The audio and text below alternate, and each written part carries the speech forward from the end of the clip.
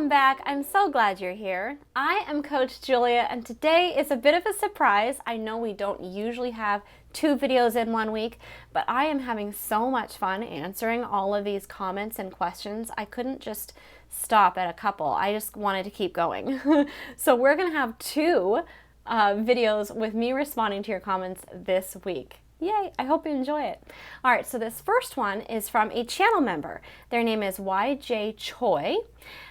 They say, I know this is a lot further down the road for me, but I was always curious if the Waltz jump is actually a non-rotation axle. The jump entry and takeoff look very similar to me. This is a great observation. Actually, yes. An axle is essentially a non-rotation or a 1.5 rotation Waltz jump.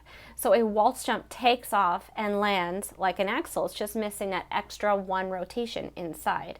So a Waltz jump is a half rotation jump. An axle is a 1.5 rotation jump.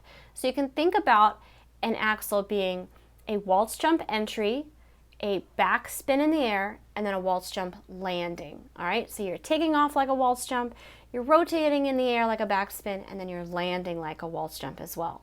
So yes, to answer your question, a Waltz jump is a non-rotation axle. Great observation.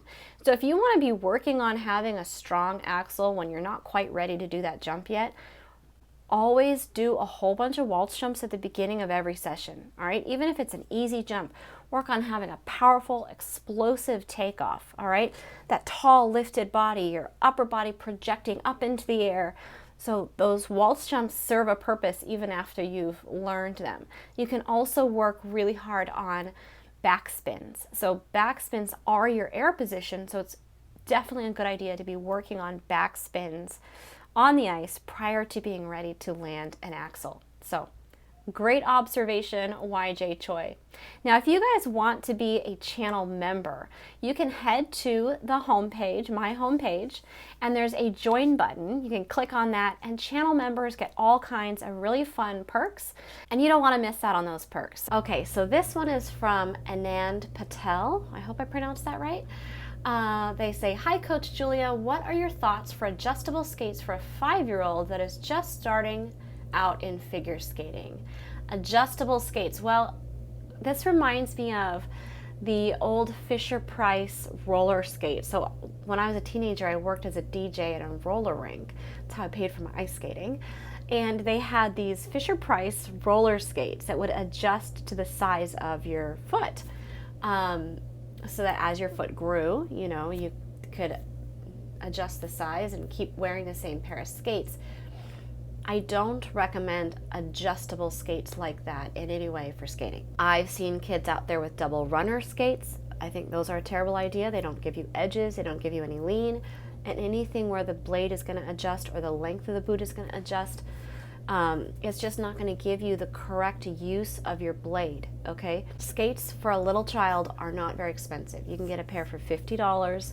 If they're really lightweight, a $50 pair of skates will usually suffice. You can get a pair of Jackson Mystiques, and as they grow, you can replace them. Now, you can get them maybe half a size too big, maybe a size too big, and then, you know, expand a little bit, but I would not go more than a size too big, all right, because then you have the toe pick in the wrong place. So I'm most comfortable with like a half a size bigger than your child's foot. Let them grow into it. As their foot gets bigger, you can pull the insole out, and that gives you a little bit more room, and then get another $50 pair of skates. And eventually, you're going to want to invest in something that's a little more expensive than that. But if they're really small and really lightweight, you get away with a pair of inexpensive boots. But you really, the worse your equipment is, the harder of a time you're going to have skating in it, and the worse of experience your kid's going to have. So, you know, the nicer pair of skates you can afford for them, the better experience they're going to have out on the ice. This one is from Patina Giojo. I hope I got that right. I don't know if I pronounced that right. It says, I'm 32 years old and I've been skating for 24 years. I'm increasingly scared to jump and spin as I get older. I feel that. I'm an artistic roller skater, but elements are mostly the same as ice. It's really sad to want to jump, but it's like I hit a wall on takeoff. I've only gone up to double jumps and parallel spins when I was younger, but now I get scared to even jump a single flip, lutz, and loop and never leave the floor now. Help! Sad face. Oh my goodness. Well, you've got a couple of options here. Yes, I understand it is scarier to jump as you get older. I feel that myself. You can get some pads, hip pads, injury protection gear. You can see if there's a harness anywhere you can do some jumps on to take away some of the fear. You can also focus your attention elsewhere. So there is a lot to the sport of skating besides jumping. A lot of people, as they get older and that fear of injury starts setting in, switch to ice dance. All right, ice dance or roller, they have dance and roller as well. It is a beautiful sport. It is incredibly challenging and very demanding. It's really good for your cardiovascular system, but it does not require the jumps and therefore the falls that jumping does. So you got a couple of options there. I'd love to hear what you decide to do going forward to help with the fall fear, all right? You either got to push past it, get yourself some pads and push past it, or switch direction and do something else like dance. All right, we got time for one more today. This is from Yati Sangvi. I think I might have got that mostly right. She says, thanks for this. I'm having trouble with my backspin. I can get about 3 rotations in before I either lose balance and fall, or I'm just no longer standing on my rocker and stop spinning, and probably also fall. I also can't get past the kind of H or P position when I spin to get my foot down into a scratch spin position. I'm having the same issue with my forward scratch spin as well, actually. I can sometimes get into a good H or P position, but never into a scratch spin. Any advice? And I'm so excited. She sent a video. Let's check this out.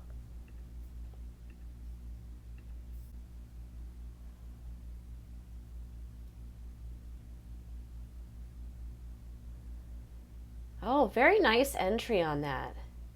Nice controlled entry. I can see that you're getting your leg into that P before the spin, but then it's not crossing.